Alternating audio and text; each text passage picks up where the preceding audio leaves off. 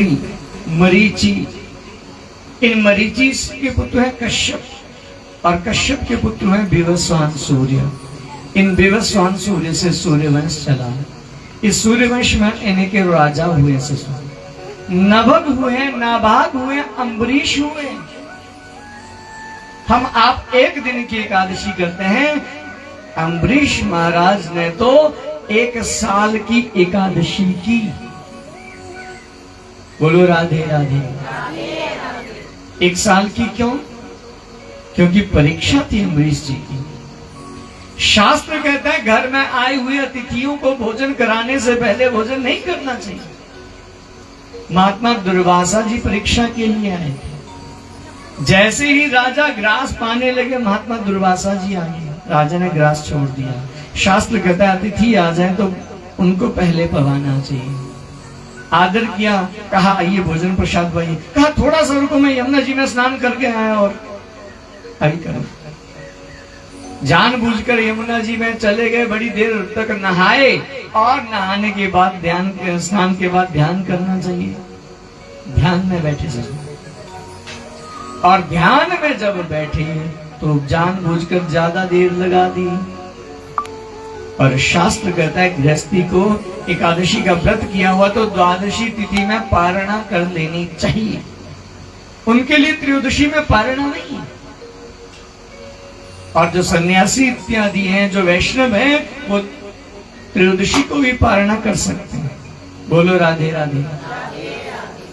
द्वादशी तिथि समाप्त होने वाली थी, क्या करूं? संतों ने कहा देखो व्रत खोलना है तो भगवान का चरणोदक भी ले ले तो भी व्रत खोल जाता है। जैसे ही चरणोदक पिया दुर्वासा जी आ गए, और ये वो महात्मा है जो तुरंत क्रोध कर लेते हैं। दुर्वासा जी ने कहा मुझे खिलाए बिना तुमने पी कैसे लिया? क्रोध करके कृत्या नामक राक्षसी को उत्पन्न कर दिया।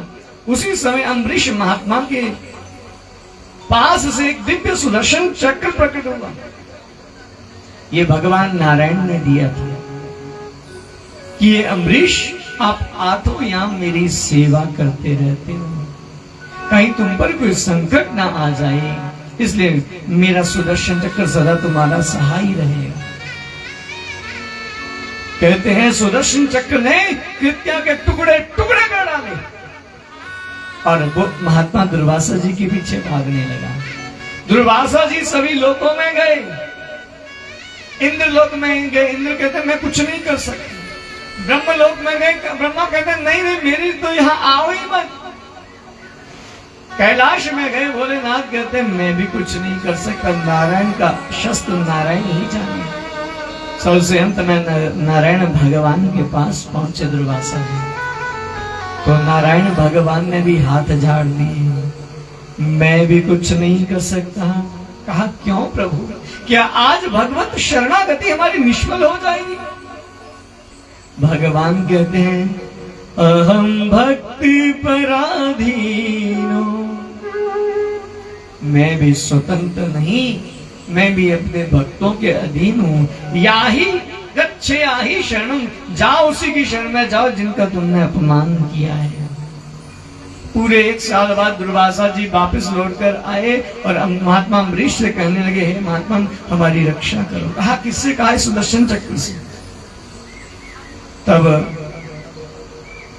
अम्बरीश जी ने प्रार्थना की हे सुदर्शन चक्र, अगर मैंने या मेरे कुल वालों ने अगर ब्राह्मणों को भगवान के समान पूजा होगा तो हे सुदर्शन चक्र आप शांत हो जाइए। कहते हैं सुदर्शन चक्र शांत हो गए, और अम्बरीश कहते हैं हे महात्मा चलकर प्रसाद पाइए, अभी हमने भी नहीं पाया। दुर्वासा जी कहते हैं 1 साल हो गया और तुमने भी प्रसाद नहीं पाया? कहा नहीं। कहा क्यों? कहा आप अतिथि थे, और शास्त्र कहता है अतिथि को पवाए बिना स्वयं नहीं पाना चाहिए।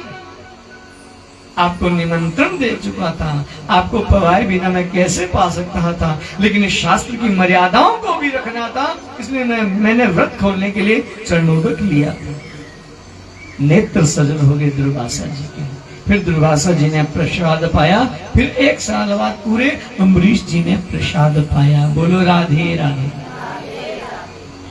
ध्यान रखना, ये जो दुर्वासा जी हैं, ये भोलेनाथ के अवतार हैं, क्रोध के अवतार हैं, शिव के अवतार हैं। लेकिन दुर्वासा जी ने ये परीक्षा ली, क्यों? एकादशी की महिमा को बढ़ाने के लिए और भक्त अम्बरीश की महिमा को बढ़ाने के लिए। क्या सुदर्शन चक्र मार नहीं सकता था? लेकिन एक भक्त की महिमा को बढ़ाने के लिए और व्रत की महिमा को बढ़ाने के लिए ऐसी लीला दुर्वासा जी ने की है। बोलो राधे राधे। 2 महात्मा ऐसे हैं सजनों, जो 2 महात्मा सबसे क्रोधी हैं। एक है दुर्वासा जी और दूसरे हैं, आज जिनकी जयंती है, कौन है? भगवान परशुराम। बोलो राधे राधे। और दोनों ही भगवान के अवतार हैं। एक शिव के अवतार हैं, दूसरे नारायण के अवतार हैं। लेकिन क्रोध क्यों? सजनों, इन महात्माओं का क्रोध जगत कल्याण के लिए होता है। देखने में बाहर से क्रोध होता है, लेकिन भीतर से उतने ही नर्म होते हैं। और महात्माओं का क्रोध, संतों का क्रोध कभी भी निष्फल नहीं जाता, सामने वाले का उद्धार ही करता है। आज आप सभी भक्तों को भगवान परशुराम जी के जन्मोत्सव की बहुत बहुत हार्दिक शुभकामनाएं और अक्षय तृतीया की भी बहुत बहुत हार्दिक शुभकामनाएं। बोलो राधे राधे। सजनों, भगवान परशुराम जी का अवतार जो है वो चंद्रवंश में है। सूर्यवंश में अनेकों, इसी अम्बरीश महात्मा के बाद अनेकों राजा हुए हैं और इसी वंश में भगवान राम जी का प्राकट्य हुआ है।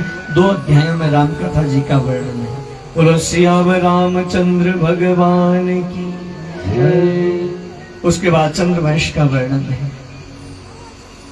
भगवान नारायण के नाभि से हुए हैं ब्रह्मा, ब्रह्मा के पुत्र हैं मरीचि, ब्रह्मा के पुत्र हैं अत्रि, अत्रि के हुए चंद्रमा, चंद्रमा के बुध, इन चंद्रमा से चला चंद्रवंश। इसी चंद्रवंश में अनेकों राजा हुए हैं।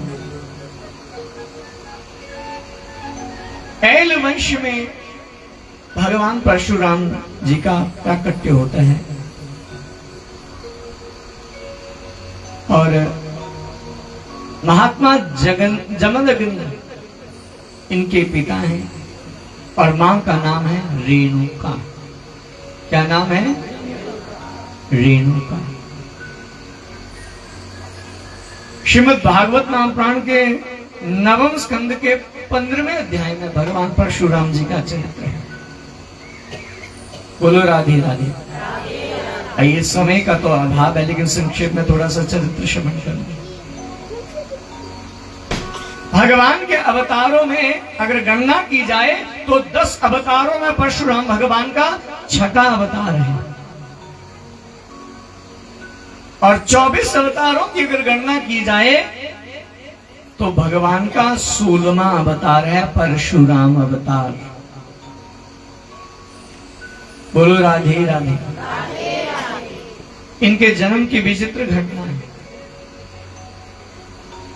यज्ञ में थोड़ा तब्दीली हो गई। जो फल खाना था वो खाया नहीं, जो पीना था वो पिया नहीं।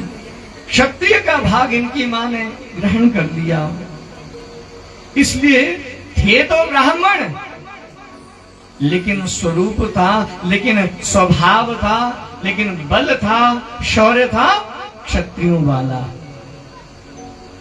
बोलो राधे राधे। है वंश के भगवान ने कार्तवीर्य का वध किया था।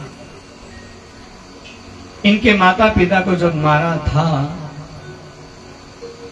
तो सुनो, भगवान परशुराम जी ने प्रतिज्ञा कर ली क्षत्रियों के विनाश की। बोलो राधे राधे। क्योंकि गौ मां का हरण करके ले गए पिता जमदग्नि को मार डाला और माता रेणुका को बाण लगा। मां ने वचन दिया था कि जब भी मैं तुम्हें पुकारूंगी परशुराम तुम आ जाना। बोलो राधे राधे। पिता ने तो पुकारा नहीं, लेकिन जब मां को बाण मारा था, श्रीमद देवी भागवत में वर्णन आता है 21 बाण मारे थे माता रेणुका को, और 21वां बाण जब लगा तो सबसे अंत में मां रेणुका ने भगवान परशुराम को पुकारा था। मंदराचल पर्वत पर चले गए थे तो भगवान परशुराम ने कहा था, मां आप जब भी पुकारोगी मैं तुरंत वहां पर प्रकट हो जाऊंगा। जैसे ये बाण 21वां बाण लगा, आज मां ने हार कर अपने बेटे परशुराम भगवान को पुकारा। परशुराम भगवान आए और परशुराम भगवान ने प्रतिज्ञा कर ली, मैं इस पृथ्वी को क्षत्रियों से विहीन कर डालूंगा। और इसलिए भगवान परशुराम ने 21 बार क्षत्रियों से इस पृथ्वी को विहीन किया, क्षत्रियों को मारा। अगर एक बार भी मार दे तो दोबारा जन्म ना होता, लेकिन 21 बार किनको मारा? जो क्षत्रिय अपने अधिकारों को भूल गए थे, जो क्षत्रिय अपने अधिकारों को भूल गए थे, अपने नियमों को भूल गए थे, ब्राह्मणों पर, वैश्यों पर, अंत्यजों पर जिन्होंने अत्याचार किए थे, यहां तक कि जितने भी ब्राह्मण थे सबकी जमीनों को छीन लिया, एक इंच भी भूमि उनके लिए छोड़ी नहीं थी। इसलिए भगवान परशुराम ने अपना फरसा लिया और प्रतिज्ञा कर ली। गणपति भगवान ने परशुराम को फरसा दिया था और उन क्षत्रियों को दंड दिया जो उन्मत्त हो गए थे, जो बिगड़े हुए थे। इसलिए 21 बार उन क्षत्रियों को मारा है, और जो गलती करे उसको दंड देना चाहिए, लेकिन ऐसा नहीं सब खत्म कर दिए। कई क्या कहते हैं, कई ब्राह्मणों क्षत्रियों को लड़ाते हैं। अरे ब्राह्मणों के परशुराम भगवान जो है उन्होंने क्षत्रियों को मारा। गलती जो भी करे उसको भी दंड देना चाहिए। और तो और सुनो, भगवान परशुराम ने अपनी मां को भी दंड दिया था। होम बेला न सस्मार। एक बार जमदग्नि जी को संध्या बंदन करना था और रेणुको को कहा जाओ जल भर कर लाओ। रेणुको जल लाने के लिए गई, वहां पर एक दैत्य दुराचार में रत था। माता रेणुका ने उसको थोड़ा देखने लगी और कहते थोड़ा समय का व्यतिक्रम हो गया, समय बढ़ गया। जमदग्नि जी इस बात को समझ गए और अपने पुत्रों को कहा कि अपनी मां को मार डालो। बाकियों ने ऐसा नहीं किया। परशुराम को कहा तुरंत अपनी मां का सर धड़ से अलग कर दो। पिता की आज्ञा को तुरंत सिरोधार्य किया और परशुराम ने अपनी मां की गर्दन उतार कर रखी। जमदग्नि प्रसन्न हो गए, कहा मांगो क्या चाहिए। तब परशुराम जी ने मांगा था कि हे पिताजी, मुझे मां अत्यंत प्रिय है, अत्यंत प्रिय है, और आप भी मुझे अत्यंत प्रिय हैं। मैं आपके सामर्थ्य को जानता हूं, आपकी आज्ञा का मैंने पालन किया और आपने मुझे कहा मुझसे कुछ मांगो, तो पिताजी मुझे यह वरदान दे दो, जिन भाइयों को मैंने मारा, जिन्होंने आपकी आज्ञा नहीं मानी, वो भी जीवित हो जाए, और मेरी जो माँ जिसको मैंने मारा वह भी पुनः जीवित हो जाए, और मेरे भाई और मेरी माँ को मेरे प्रति कोई भी गलत भाव मन में नहीं आना चाहिए। परशुराम जी ने ऐसा इसलिए कहा था क्योंकि वो पिता के सामर्थ्य को जानते थे।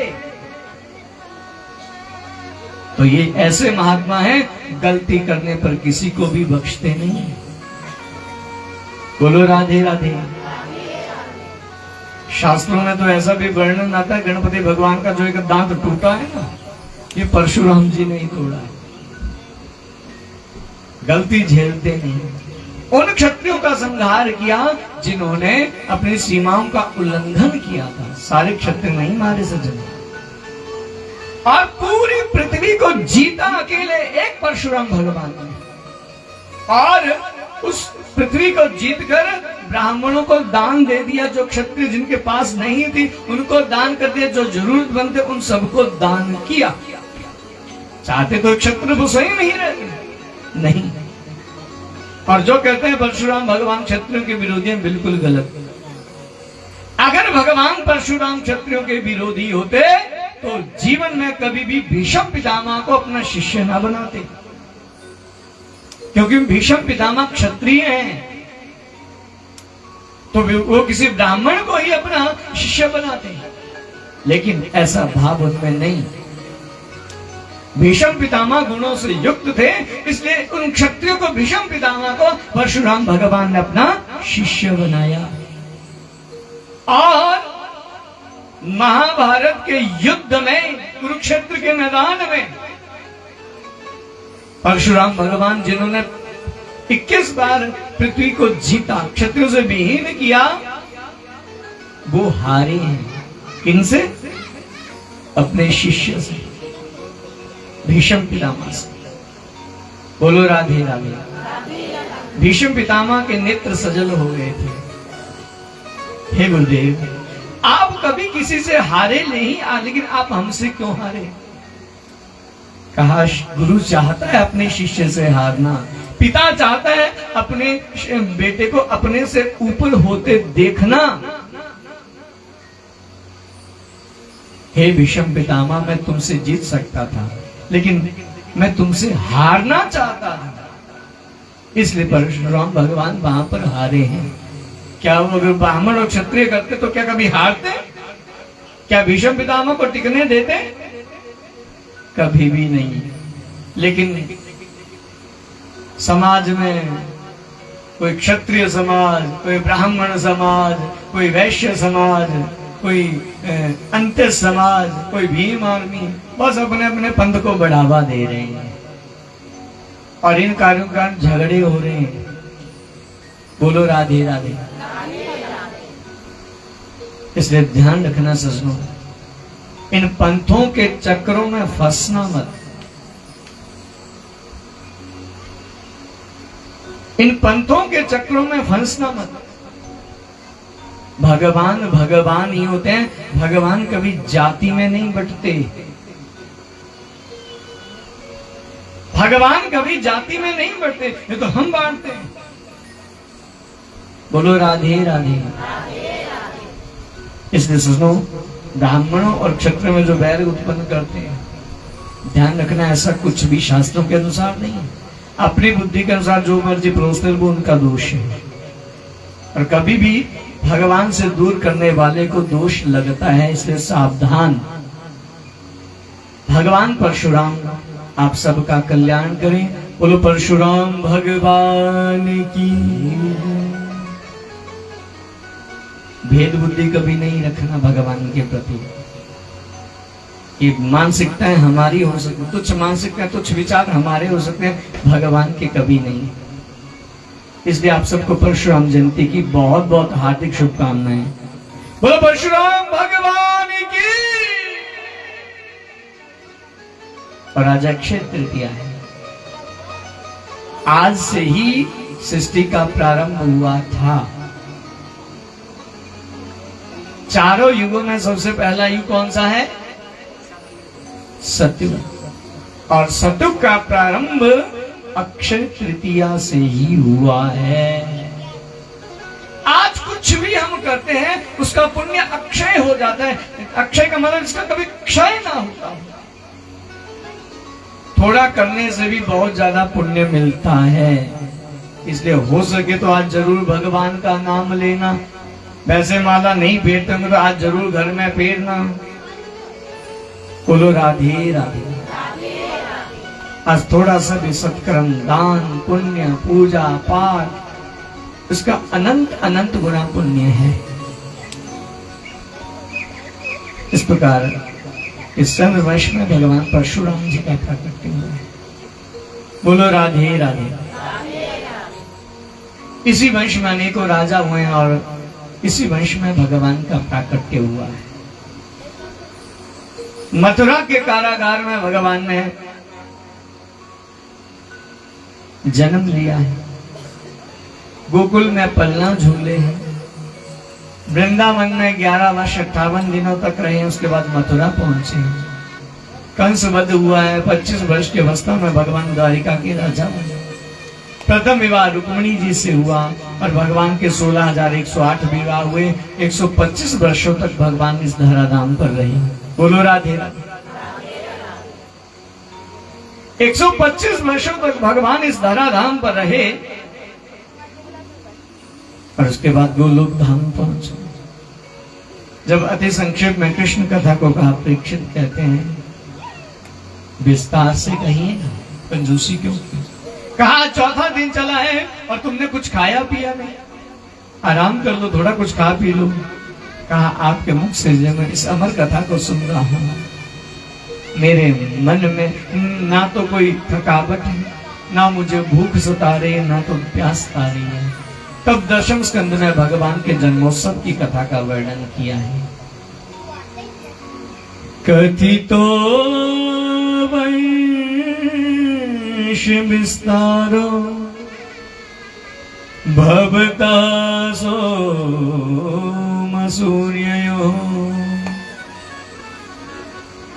राज्ञा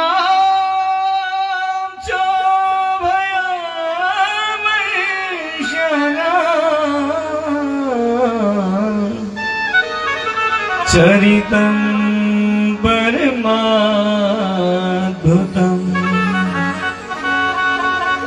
आपने सोमवंश, चंद्रवंश, अनेकों राजाओं की कथा विस्तार से कही। भगवान की कथा में कंजूसी क्यों कही? थोड़ा विस्तार से कही। आइए अब भगवान के जन्मोत्सव की ओर चलते हैं। कहा इस कथा को सुनने के लिए मैं लालायित हूं। इसका संबंध मेरे जीवन से है।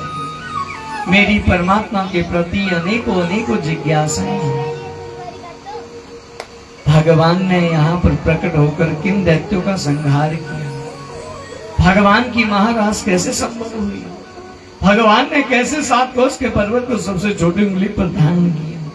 महाभारत के महायुद्ध को कैसे मेरे बाप दाताओं ने भगवान के बिना शस्त्र उठाने के कारण भी उस युद्ध को जीत लिया? यत्र योगेश्वरः कृष्ण, जहां योगेश्वर भगवान श्री कृष्ण है वहां पर विजय मिली। ऐसा कैसे संभव हो पाया? तब सुखदेव जी कहते हैं राजन, जब इस पृथ्वी पर पाप बड़ा हुआ था। बोलो राधे राधे। पाप का बोलबाला था और जम्बूद्वीप में मथुरा मंडल में एक राजा थे। उनको कारागार में डाल दिया और कंस राजगद्दी पर बैठा। कंस की समाज में छवि बहुत बिगड़ी हुई थी और भगवान ने देवताओं को आश्वस्त किया था कि मैं जल्दी ही ब्रजमंडल में जन्म लूंगा, आप विभिन्न रूपों में वहां पर जन्म लेना। कंस की समाज में छवि बिगड़ी हुई थी। भगवान ने देवताओं को पहले ही कह दिया था कि मैं ब्रजमंडल में आऊंगा। कंस की छवि बिगड़ी को सुधारने के लिए कंस ने एक योजना बनाई। क्यों ना मैं अपने चाचा की बेटी देवकी का विवाह कर दूं, और विवाह तय किया वसुदेव जी से। विवाह की तिथि निश्चित हो गई।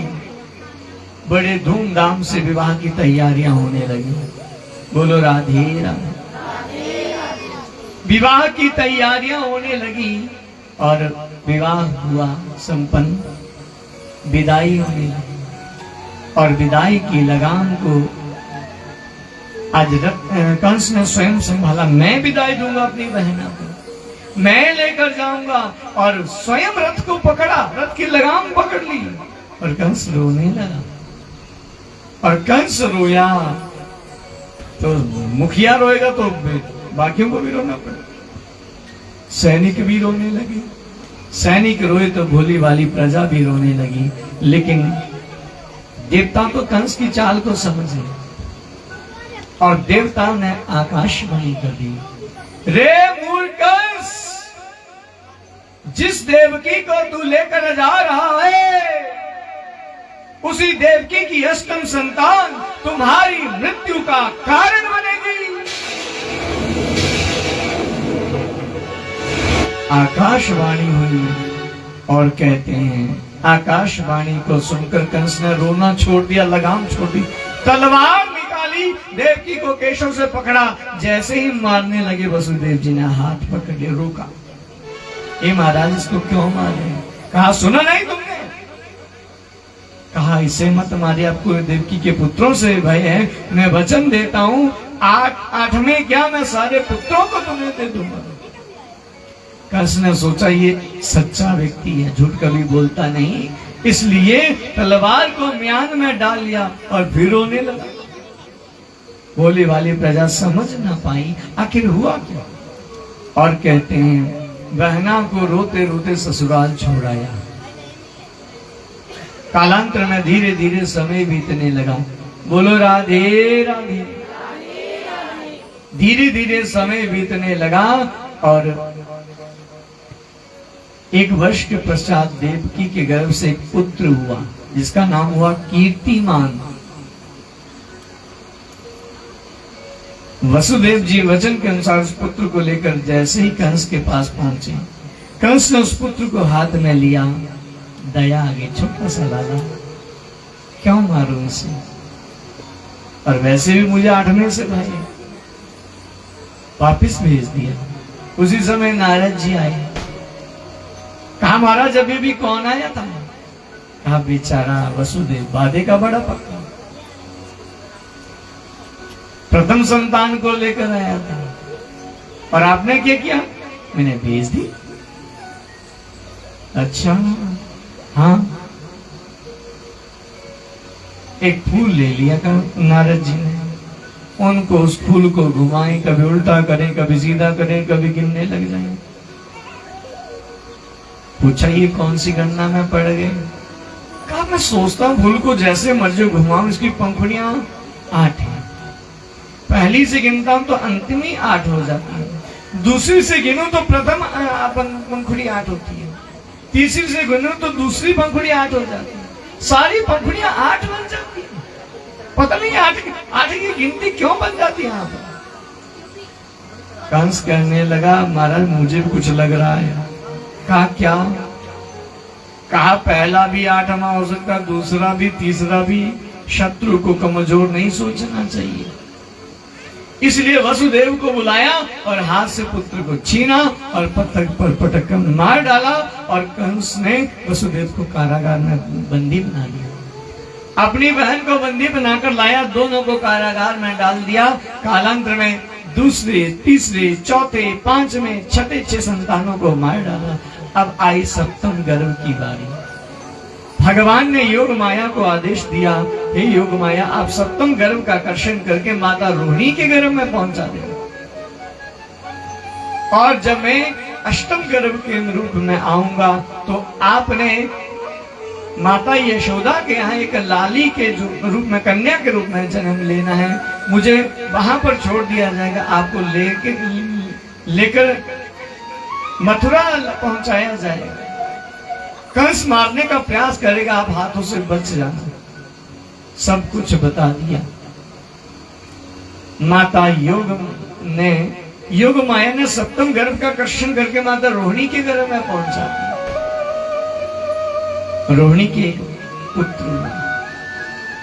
अब आया अष्टम गर्भ, उसकी बारी। अध सर्व गुणोपेता काला परम शोभना।